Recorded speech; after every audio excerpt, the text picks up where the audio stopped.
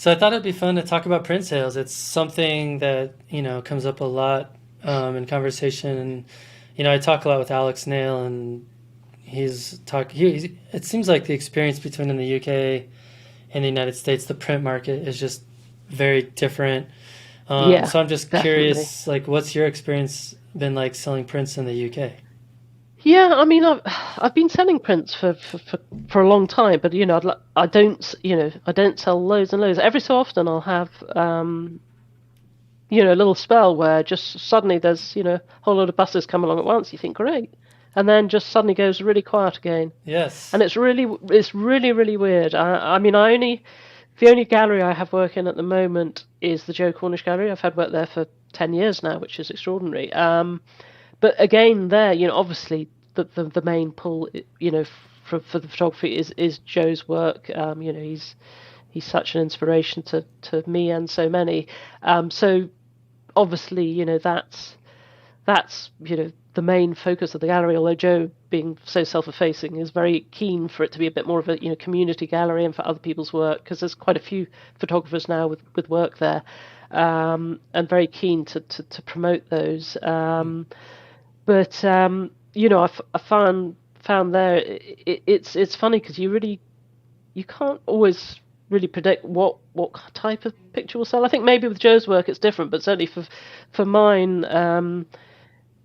I found particularly, you know, actually probably most of the time that I've been there, it's quite interesting that on the whole, I at first thought people would want to buy kind of local scenes and stuff like that, and I think that quite a lot of people with Joe's work will come there for that. There's different, I guess, types of market for him, because there's the people who come for the local places. There's the people who come because it's Joe Cornish and so on. But I found in terms of what sells of mine, it is often the pictures that could be anywhere. Either this because it's just like somewhere that somebody wouldn't know unless they, like one of them's a wood up the road that, um, you know, nobody would pretty much have been to. But some have been just, pictures of some, I don't know, some grasses or whatever, just things that are relatively anonymous, if you like, Hmm. which I guess I find quite pleasing, because obviously somebody's buying it. I mean, obviously, hopefully they're buying it because they like it anyway. You know what I mean? But they're buying it, not for any particular connection, which is quite nice. But you will Yes. sometimes get people who come and they want a picture of X, Right. Like, because they've oh, been there. yeah, my family went on vacation and we had a great time, and I want something to Yeah, remember that experience. yeah. So it will vary, but I had some work for a while in a gallery in Whitby, lovely gallery, mostly kind of paintings, but a bit of photography in there as well. But and they were big fans of my work, which was lovely. But they found it just wasn't selling enough. People coming in had a view of what sort of photography they were after, and what they were prepared to pay for it as well. And my work isn't by it's certainly not cheap, but the folk that charge a lot more, should we say? So and that is, I think, one of the hardest thing is how you price it. And I know there's different views on this, and I guess I do, as I do with everything else in life, really. I kind of go with what to me feels fair and reasonable, uh, and try and put it at that. That's maybe not the most commercial way of going about it, but it's just the way I am. So that's what I do. Um, but the other thing that's always a tricky one is the whole limited and open and Yes. edition thing. And when I first started selling prints, and I remember, the advice was very much, oh, you must do, you should do limited edition prints and runs of sort of 50 typically and all this sort of thing. But I mean, in reality, I'm not going to sell 50 of many prints, if any. I know there are people that will and do, but I'm probably not going to. So I actually started doing something again I got from Joe, and I think he got it from Charlie Crane, and obviously those two are kind of legends and selling way more prints than I ever will. But he started doing what he called numbered editions rather than limited editions, uh, and I forget exactly what Joe's rationale for doing it was, but for me, what I like about that is I can, I will sort of say I will definitely never sell more than 50 of this, but it gives me, if I have an exhibition one time and I want to do a series of prints where, say, it's, um, a series of 10, then at least I'll know I can make that I can include something that if it had previously sort of said that was print 3 out of 50, I can't really do it, can I? So it just gives you that option, I feel, to make something a little bit more exclusive down the line if you want to, if the opportunity comes your way. But the other really confusing thing I find about limited prints is that a limited print can mean many different things. Right. And legally, you can, for example, and I think quite a lot of people do this. You can have a print that at A4 size is open edition, but at A2 size, say, is limited. But to me, that's sort of a bit disingenuous to me. I It's agree. perfectly legal, and if you're open-handed about Or it, if you I use a guess it's a free different, country. or if you use a different medium, like, oh, the acrylics are all limited, but the canvas are open. Like, this, come on, Yeah, guys. yeah. To me, a print's a print. So if it's whatever size it is, whatever it's on, it's it starts at number one and it keeps going till it runs out. I think though, so long as you're totally open about, I mean, I think some people will maybe have like a, 10. I think I did try doing this at first, sort of 10 of one size and 20 of another or something like that. But it starts, I think, if you're selling big, you can maybe do that. But if you're not a big print seller, it doesn't make much sense. So, Well, and not only so that, I, but like the logistics. For me, the biggest turnoff to limited editions is that it starts to become really administratively impractical. Not impractical, but just like, oh, now I have to keep a spreadsheet with all of my prints yeah, and the numbers and how many I've sold, and like I have to well, remember, and then like, oh, I have to make sure I include the certificate of authenticity, and oh, how do I include that because my lab's in Albuquerque and they don't, like there's all these logistical things that start to yeah, like but I'm bog down the process for me, and it's just like that's just and like most people don't care about limited editions, honestly. Like yeah, it's I the mean, fine art world, the galleries that are the ones pushing it because yeah. it's a marketing scheme. Yeah, no, well, I think probably from what we've said about the difference in the from the States and the UK sort of market, you're probably going to be selling an awful lot more prints than I am. So it's probably harder to keep control of, and I do, unless there's a reason why I can't. Typically, I do all of my own printing, so it's relatively easy for me to Right. keep on top of, particularly because, as I say, I'm not much as I'd love to. I'm not generally selling huge numbers of prints. Um, but yeah, it is a funny one, isn't it? The whole idea of the sort of limited edition and Yeah, yeah, I just wrote a huge blog post about it and my approach and why I do open editions and like my arguments against limited edition prints, and I provide a bunch of historical context. okay, I'll have a look. If you think about like when limited editions first started to be a thing, it was a practical thing. Like the more you use something that has a limited use, like a stamp or, something that had like a contact print or something like that, like Yeah, it's gonna age over time and it's gonna get worse. yeah, So like that to me, like that's a practical reason to limit a print, and it makes sense from a like it's defensible, I guess is what I'm saying.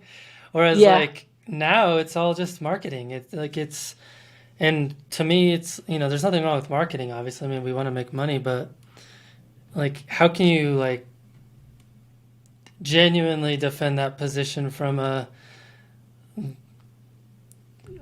it's just not me. Like I'm not going to be the sleazy guy that's trying to upsell you because there's only 100 of this photo that exists at this size on this medium. And by the way, if yeah. I crop it tiny bit, then I can just start the print edition over again and it's totally fine. You know what I mean? Yeah, I mean, I think if you're using it in a way that's, yeah, like we said, a bit disingenuous, whatever, then it's not great. But equally, I think if you're doing it in a straightforward and honest fashion, I mean, and speaking personally, there's not a massive difference between my prices for open. It's just having gone down that route all the time, I kind of shot myself in the foot a bit. So I had to kind of, You're right.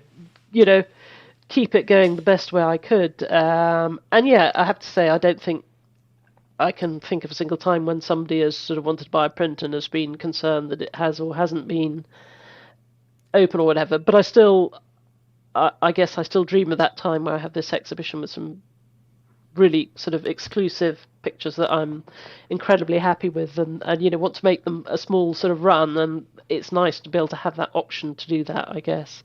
Yeah.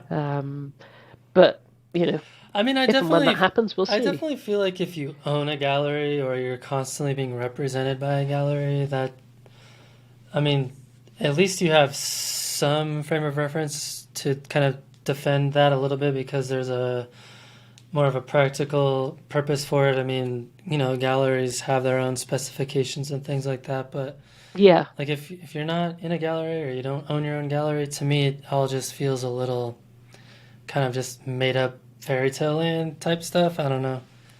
I got into a big argument with somebody on Instagram about it a couple months ago. He was like, "Well, it's just a way of like providing something extra for my customers," and I'm like, I just don't think most people care. Yeah, well, I mean, I know there. I hear people talk about print collectors and so on. I mean, I'm not. It's not something I'm familiar with myself, but I think there are people who will go and they do want, and if they're there and they want to buy your work, then you know, I guess why not? Yeah, sure. No, I get So it. No, I get it. I think everything has its place.